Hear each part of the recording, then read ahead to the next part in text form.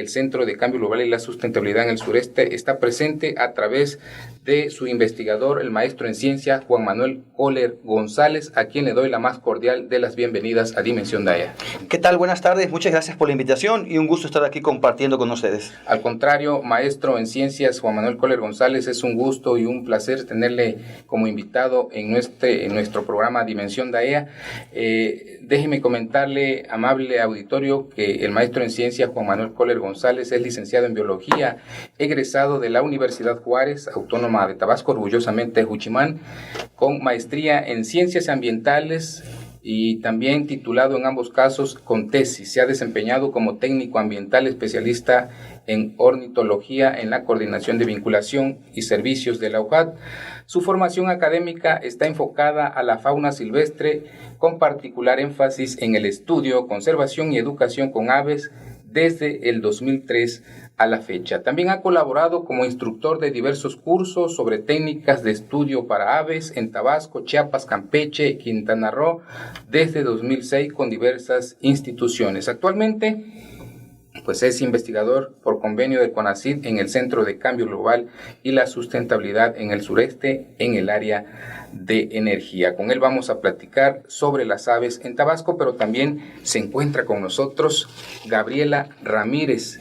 Ella es tesista en la licenciatura en Biología de la Universidad Nacional Autónoma de México, y también le damos la más cordial de las bienvenidas a Dimensión DAEA. ¿Cómo estás, Gabriela? Muchas gracias por la invitación. Buenas tardes. Gracias a ti. Vamos a platicar también sobre tu trabajo, que me parece muy importante. Ella está elaborando su trabajo de tesis sobre la diversidad de las aves acuáticas en la laguna de Chachoc. Al rato me dicen cómo se menciona. Está ubicado esto en el municipio de Emiliano Zapata. Vamos a platicar también con ella sobre ese trabajo que me parece muy importante. Maestro Juan Manuel Coller González, platíquenos primero, para encauzar a nuestro radioescucha que está muy pendiente de estos temas. ¿Qué es la ornitología? La ornitología quizás no la podamos entender como una parte del estudio de las aves, nada más de la parte bonita, estética. ¿Qué más implica la ornitología? Ok, la ornitología, como bien se expresa, es una rama de las ciencias biológicas, particularmente de biología. Ajá. Dentro de la rama de la zoología es una especialización para el estudio más científico de las aves. Claro. Entonces, esa es la gran diferencia cuando se habla de observación de aves simplemente como un pasatiempo. Claro, este caso es generar información para saber cómo están las poblaciones de aves, cómo podemos detectar poblaciones en peligro, qué efectos pueden tener, ¿sí?, por diferentes tipos de impacto antropogénico. Ajá, ¿sí? Okay. Entonces, dentro de esta temática se encarga de analizar precisamente tendencias poblacionales, estatus de categoría en riesgo, ¿sí?, posibles efectos que puedan tener nuestras actividades, agricultura, petróleo, ganadería, ¿sí?, urbanización, cualquiera de estas actividades que tienen un efecto directo sobre ellas, ¿sí?, cómo responden a estos cambios, cómo también responden a cambios ambientales, como bien mencionaba, el aspecto del cambio climático global, ¿no? Que tiene, por supuesto, efectos muy marcados sobre determinados grupos de aves también, ¿no? Claro. Entonces, hay todo un contexto, ¿sí?, bastante amplio, que va desde la parte de la educación ambiental hasta analizar cuestiones genéticas. Entonces, hay toda una gran gama de temas en los cuales se puede enfocar el estudio de la ornitología, ¿no? Perfecto. Por supuesto, la idea es que la gente visualice la parte importante de este componente recurso biótico que forma parte de nuestra riqueza como tabasqueños, ¿no? Precisamente hablando de Tabasco, es muy rico en cuestiones de aves, ¿no? Y yo me acuerdo, por ejemplo, de la garza, de los cotorros, del cabeza amarilla, y habían unos guacamayos, que por eso se llamaba el Parque de los Guacamayos. Estaban ahí prisioneros, pero de repente desaparecieron igual. Yo creo que se los llevaron, no sé qué pasó ahí. Entonces, así como pasa esto, también están desapareciendo muchas especies de aves en nuestro estado, y esto por supuesto es debido también al cambio climático. Platíquenos, maestro Juan Manuel Coller González, ¿cuál es la situación que guarda en este caso las especies de aves en Tabasco? ¿Cómo se están distinguiendo en este aspecto con respecto a las investigaciones que ustedes están haciendo? ¿Han aumentado, han desaparecido, están en peligro de extinción? ¿Cómo están las aves? Bueno, primeramente quiero mencionar el contexto se llama estatal. ¿Sí? En Tabasco tenemos poco más del 50% de las aves del territorio nacional. Es decir, tenemos 533 especies registradas. Eso significa que en un espacio geográfico relativamente pequeño tenemos una gran representación de muchas de las aves que están en el territorio. O sea, eso nos hace un estado se llama altamente biodiverso desde el punto de vista de las aves. Segundo, viene la parte en la cual se encuentran las especies que están catalogadas en alguna categoría de riesgo. El 20% de nuestras aves se llama reportadas para el Estado están bajo alguna categoría de riesgo. Significa que han ido disminuyendo sus poblaciones por diferentes tipos de presiones, ¿sí? Contaminantes, captura, cacería, ¿sí? Cualquiera que sea el factor que las esté afectando, es alarmante porque tenemos, o sea, un número bastante alto, aproximadamente 115 especies de las que se encuentran en el estado que se encuentran en categorías de amenazada, en peligro de extinción, sujeta a protección especial.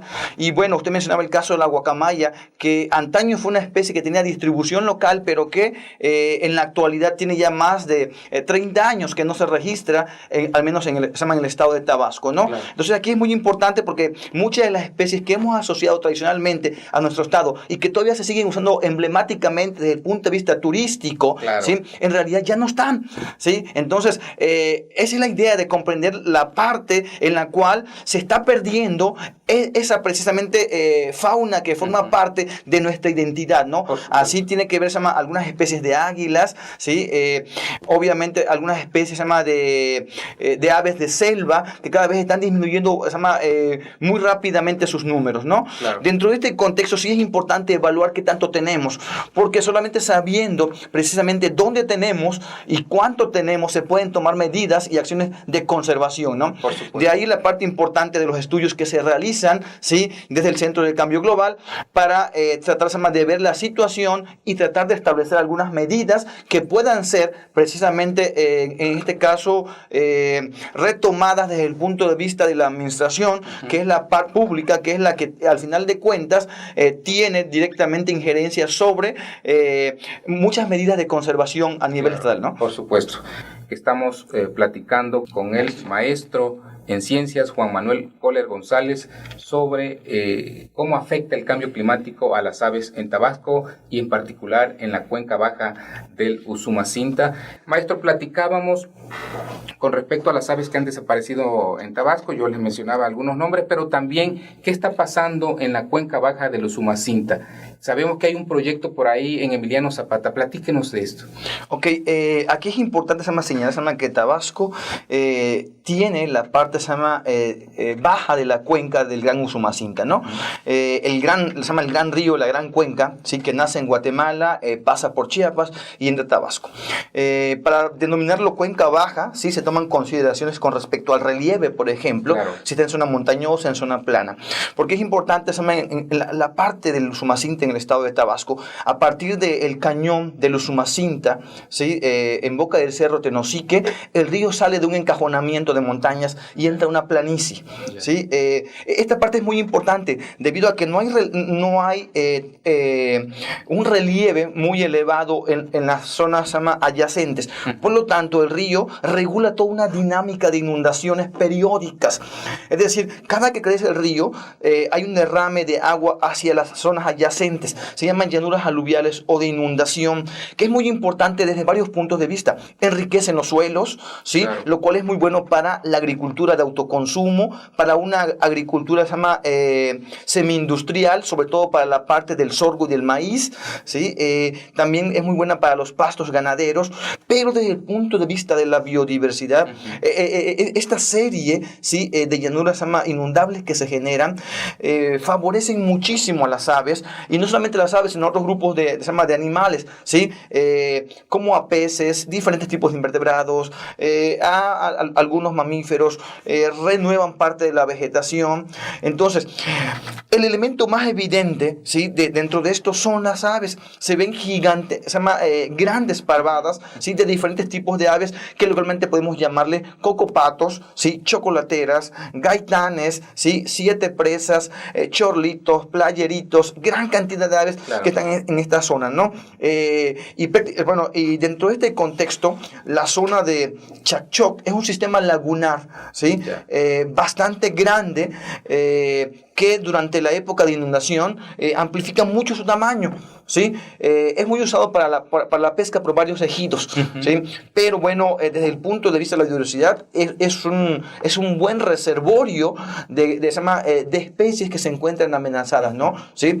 Entonces, en este sitio, ¿sí? Particularmente se realizó un estudio bastante integral desde diferentes ópticas, considerando cuestiones hidrológicas, de sedimentos, de invertebrados, de peces, de diferentes grupos de fauna, de la vegetación, precisamente porque como tiene un estado de conservación todavía bastante bueno, ¿sí?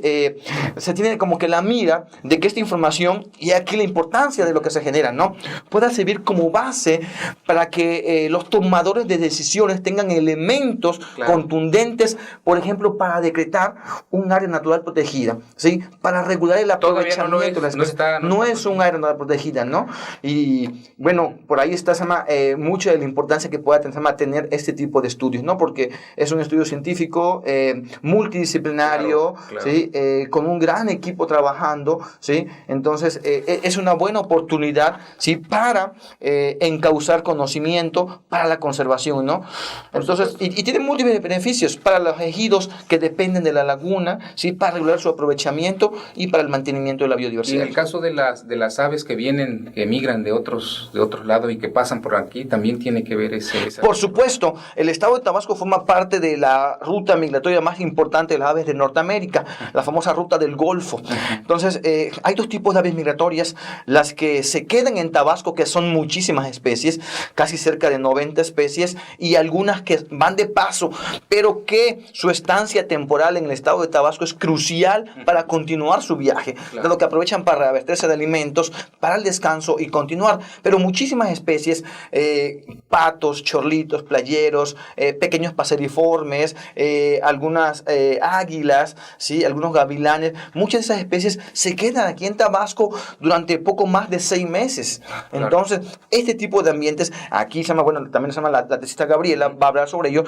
ha encontrado varias especies y varias poblaciones importantes de especies migratorias que pasan ese tiempo aquí. Entonces, la conservación de este tipo de ambientes contribuye también al mantenimiento de las rutas migratorias ancestrales. Es decir, estamos manteniendo, ¿sí? Un flujo biológico que ha existido durante millones de años. Por supuesto, y hay que protegerlo, hay que cuidarlo, ¿no?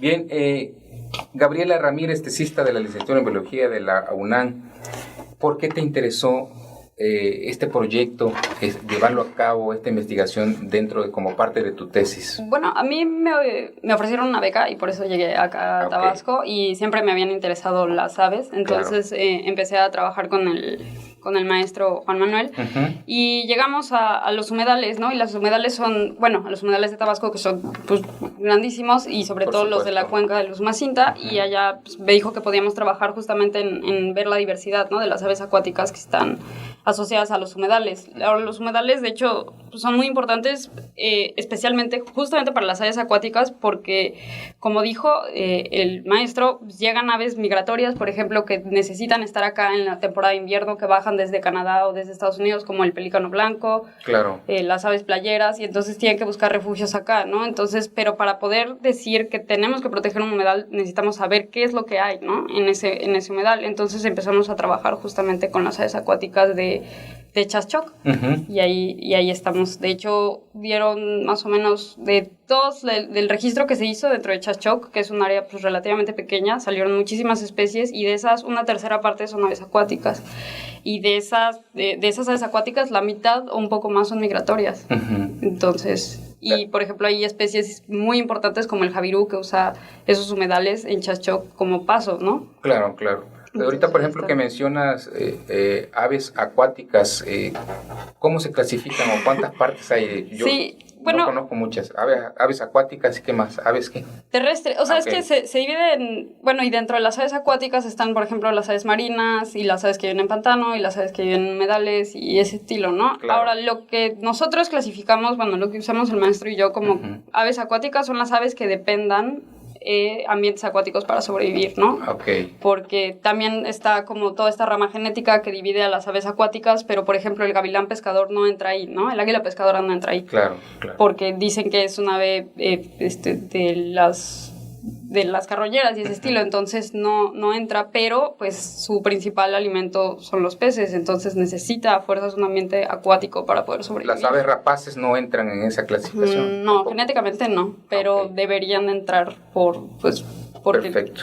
Porque necesitan esos hábitats. Y en eso estás enfocando tu investigación. En la diversidad, de aves acuáticas, o sea, cuántas especies hay, cuántos individuos hay, de si están bajo protección de alguna norma, la norma mexicana, la UICN, y dentro de eso mismo, pues ver qué fluctuaciones hay dentro de la laguna de las especies, ¿no? Perfecto.